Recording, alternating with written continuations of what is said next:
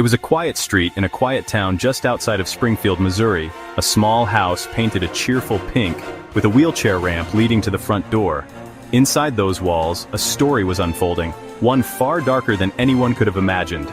Dee Dee Blanchard, the mother, was found in her bed, stabbed 17 times. The answer to this brutal act pointed to her daughter, Gypsy Rose.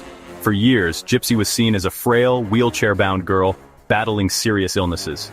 Her mother, Dee Dee, was her constant companion, her fierce advocate, but that bond was not what it seemed. It was a cage. The story of Dee Dee and Gypsy Rose Blanchard is a labyrinth of lies, a deep dive into a psychological condition so manipulative, it defies belief. It's a story about control, a mother's desperate need to be needed, and a daughter's yearning for freedom. The truth was buried under falsified medical records and a carefully crafted public image. We must unravel the threads of this complex relationship to understand how a story that began with a mother's supposed love could end in a daughter's ultimate betrayal. How did the little girl in the wheelchair become the architect of her mother's death? The answers lead us down a path as tragic as it is chilling. To the outside world, Dee Dee Blanchard was a model of maternal sacrifice. She dedicated her life to caring for her chronically ill daughter, Gypsy Rose.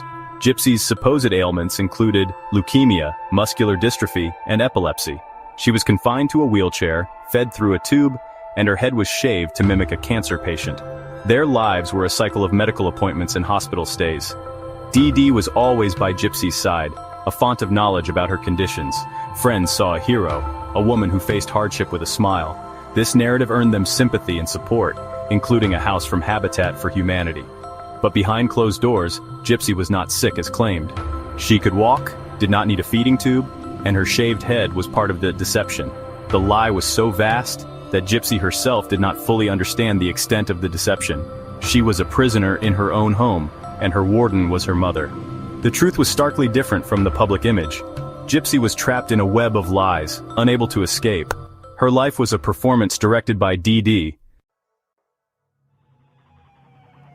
Life on Hope Street was a carefully managed illusion. For Gypsy, the pink house was a prison painted in a deceptively cheerful color. Dee Dee's control extended to every facet of her daughter's life. Gypsy was not allowed to go to school, her education limited to what Dee Dee chose to teach her. Any interaction with the outside world was heavily monitored. Dee Dee would hold Gypsy's hand during interviews, often answering questions for her. The medical abuse was relentless. Gypsy underwent unnecessary surgeries and took medications with debilitating side effects. Dee Dee maintained the charade by becoming an expert in deception.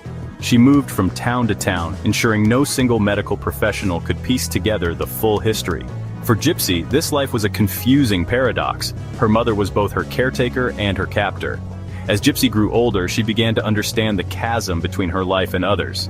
She started to dream of a different life, a life of freedom. To understand this situation, one must understand Munchausen Syndrome by Proxy. It is a mental illness where a caregiver fabricates or induces illness in a person under their care. The motive is to gain attention and praise as a dedicated caretaker. Dee Dee Blanchard fit this profile perfectly. The sicker Gypsy appeared, the more admiration Dee Dee received. This constant validation fed her psychological needs, reinforcing the cycle of abuse. Dee Dee employed tactics like doctor shopping to prevent anyone from assembling a complete picture. For Gypsy, the experience was profoundly damaging, creating a powerful psychological bond known as trauma bonding. Even as Gypsy began to uncover the lies, the years of conditioning made it difficult for her to conceptualize a life without her mother. She was trapped by a web of psychological manipulation. In the isolating world Dee Dee had built, the internet became Gypsy's only escape. Late at night, Gypsy would log onto the computer and explore a world of friendships denied to her. On a Christian dating website, she met Nicholas Godejohn, a young man from Wisconsin. Their connection quickly deepened, and Gypsy confided in Nicholas about her life. Nicholas saw himself as her knight in shining armor. But as their bond grew, so did Gypsy's desperation. She saw no way out. Escape seemed impossible. The idea of murder began to take shape in their late-night chats. Nicholas agreed to help, and they planned it for weeks. The plan was set for a weekend in June 2015. Nicholas would take a bus to Springfield, Missouri. Gypsy would let him into the pink house while her mother slept. She would provide him with the knife and gloves. It was a chilling plot, born of desperation and a distorted view of reality. The stage was set for a tragedy that would shatter the quiet of Hope Street. Their plan was a desperate bid for freedom. On the night of June 9, 2015, the plan was put into motion. Nicholas Godejohn arrived in Springfield and checked into a nearby motel. Inside the pink house, the evening unfolded like any other. After her mother was asleep, Gypsy unlocked the door and let Nicholas inside. She gave him a knife and a pair of blue gloves. Then she retreated to the bathroom to wait. From behind the closed door, she heard her mother's screams. Nicholas stabbed Dee Dee Blanchard 17 times. When it was over, he found Gypsy, and together they cleaned up the scene. They took several $1,000s in cash and fled. Their escape was clumsy, a far cry from the seamless new life they had imagined. They spent a few nights in a motel before taking a bus back to Wisconsin. Back in Springfield, neighbors were beginning to worry. A bizarre post on Dee Dee and Gypsy's shared Facebook account triggered the alarm. The illusion Dee Dee had constructed was about to come crashing down. On June 14, 2015, a chilling message appeared on the Facebook page Dee Dee and Gypsy shared. The post read, "That bitch is dead." It sent waves of panic through their network. A second, more terrifying comment followed, leading friends to call the police. When officers arrived at the pink house, they found Dee Dee dead and Gypsy gone. The wheelchair and oxygen tanks were still there. A nationwide search for the missing girl began. The police traced the IP address of the Facebook post to Nicholas Godejohn's home in Wisconsin. When a SWAT team raided the house, they found Gypsy, perfectly healthy. She was standing, walking, and talking in a normal voice. The truth began to spill out, and the search for a victim turned into the investigation of a suspect. Gypsy explained the years of abuse and the fabricated illnesses. She confessed to talking Nicholas into committing the murder. The public was left to grapple with a complicated and disturbing reality. The hero mother was a manipulative abuser, and the innocent daughter was a killer. The revelation was stunning, and the story they told was even more bizarre than the crime itself. The case shocked the world and challenged perceptions of victimhood and justice.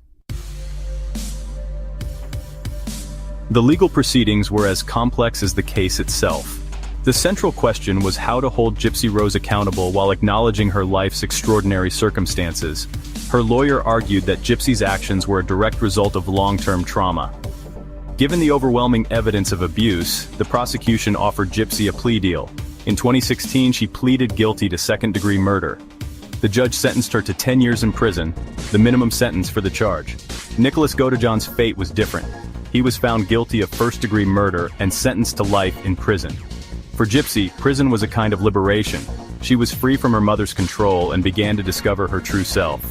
She has expressed remorse for her mother's death, wishing there had been another way.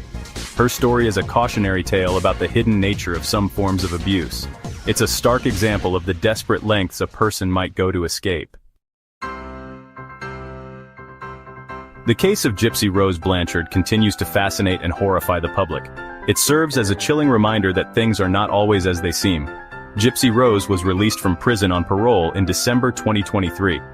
Her re-entry into society has been a subject of intense media scrutiny. She is now experiencing true freedom for the first time. Her journey is a testament to the resilience of the human spirit. The legacy of this case has brought attention to Munchausen Syndrome by Proxy. It forces us to confront uncomfortable truths about the nature of abuse. The story of Dee Dee and Gypsy is a journey into the deepest shadows of a mother-daughter relationship. If you found this story compelling, subscribe for more deep dives into the cases that shape our world.